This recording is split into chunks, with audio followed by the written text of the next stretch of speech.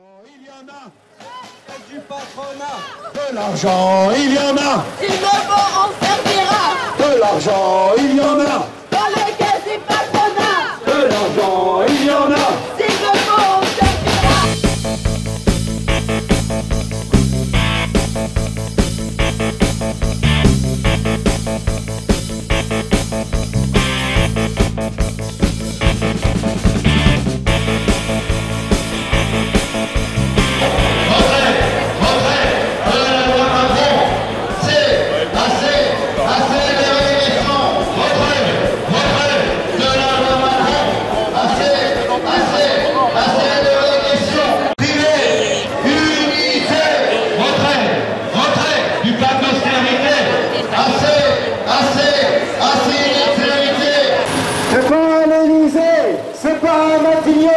C'est pas dans les salons qu'on obtiendra satisfaction. Il faut lutter, se syndiquer, se révolter. C'est pas l'Élysée, c'est pas l'Union. C'est pas dans les salons qu'on obtiendra satisfaction. Il faut lutter. Donc on est là aujourd'hui contre l'austérité, contre la précarité. On a des patrons qui s'engraissent alors que nous, derrière il y a des cheminots et même des gens qui souffrent et qui n'ont pas d'argent alors que d'autres s'engraissent. Voilà, et puis mais en plus maintenant on va mettre des bus à la place des trains, quoi, voilà. Au lieu de baisser le tarif, non, on augmente les tarifs des TGV et à côté de ça on va fermer des lignes entières et on va mettre des bus. Moi je fais partie de la société Héraclès qui appartient au groupe Safran, un grand groupe qui est au 440, qui fait des profits énormes, mais qui à ses salariés en récompense leur propose 0,4 d'augmentation salariale pour une augmentation générale.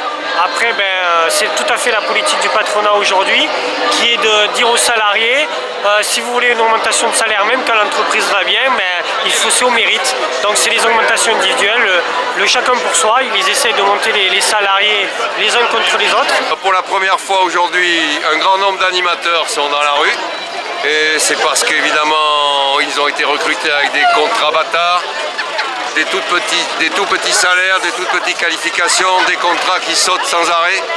Et les travailleurs sociaux dont les diplômes sont menacés de réforme, et la santé dont tout le monde a entendu parler, qui est de plus en plus secouée, mise à mal. Sans arrêt, les gens démissionnent tellement les conditions de travail sont médiocres.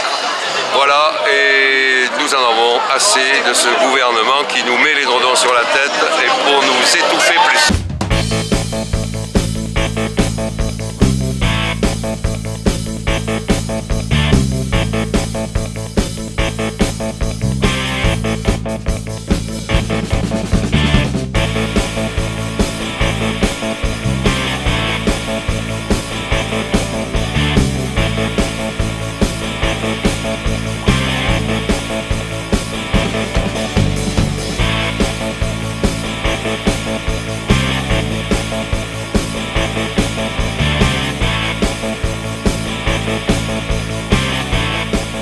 On est là pour protester contre la politique du gouvernement, donc plus particulièrement pour nous ce qui concerne la dernière convention UNEDIC, mais après c'est le même combat que toutes les luttes qui se font contre l'austérité, la casse des services publics et de tous les acquis sociaux, quoi.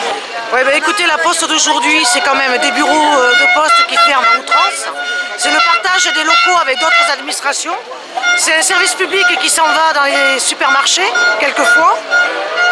Ce sont des facteurs que l'on prend pour des couteaux suisses, non plus à distribuer le courrier, mais à sortir le chien, par exemple. C'est de la précarité à outrance, des CDD en veux-tu, en voilà. Et ce sont des salaires de misère, bien évidemment. On nous a taxé nos retraites. Depuis 2013, plus rien ne va. Nos retraites baissent. Et on nous taxe de tous côtés, c'est terrible. Plus personne ne s'en sort. Les jeunes ne s'en sortent pas, nous on ne s'en sort pas. Ça va plus, quoi.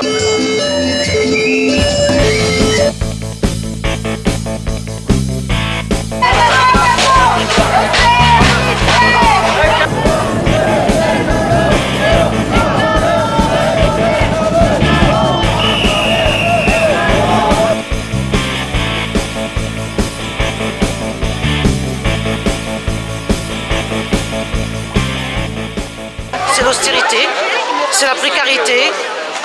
C'est aussi, comment dire, des droits à la retraite qui s'en vont. Ce sont des licenciements à tour de bras sur les jouets cassés de la Poste.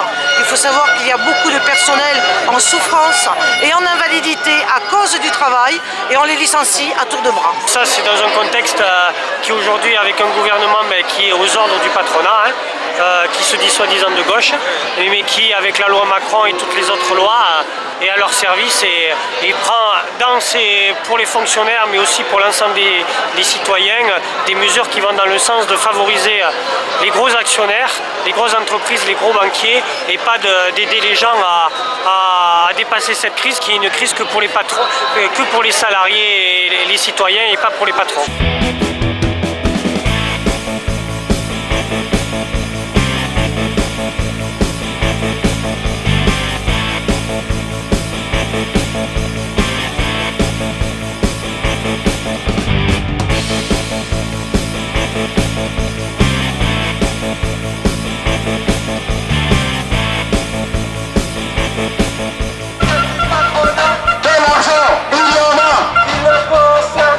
Aujourd'hui, nous sommes en grève et en mobilisation contre les méfaits de la loi Macron qui continue la politique d'austérité et qui casse le code du travail. Il continue cette destruction.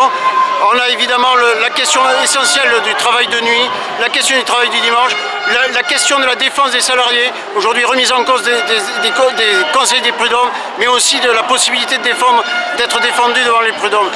D'une façon générale, il y a une continuité, on répond aux exigences du MEDEF qui dit toutes les pages du code du travail, c'est des emplois en moins. On sait que c'est faux.